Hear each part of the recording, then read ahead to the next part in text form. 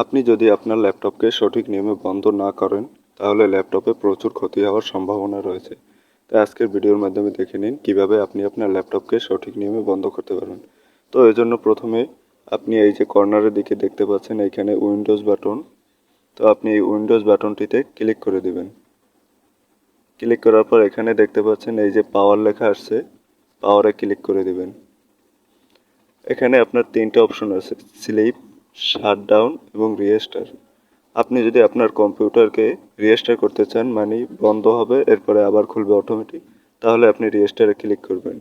এরপরে আপনি যদি চান আপনার কম্পিউটার চালু থাকবে কিন্তু আপনার কম্পিউটার স্ক্রিন অফ থাকবে, তাহলে আপনি স্লিপ মোডে ক্লিক করে দেবেন। আর আপনি যদি চান যে আপনার কম্পিউটারকে একবারে পুরোপুরি বন্ধ করে দেবেন বা ল্যাপটপকে পুরোপুরি বন্ধ করে দেবেন, তাহলে আপনি এই শাটডাউনে ক্লিক করে দেবেন।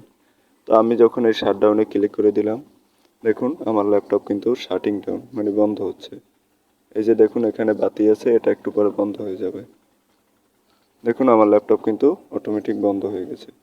তো এটাই ছিল আজকের ভিডিও।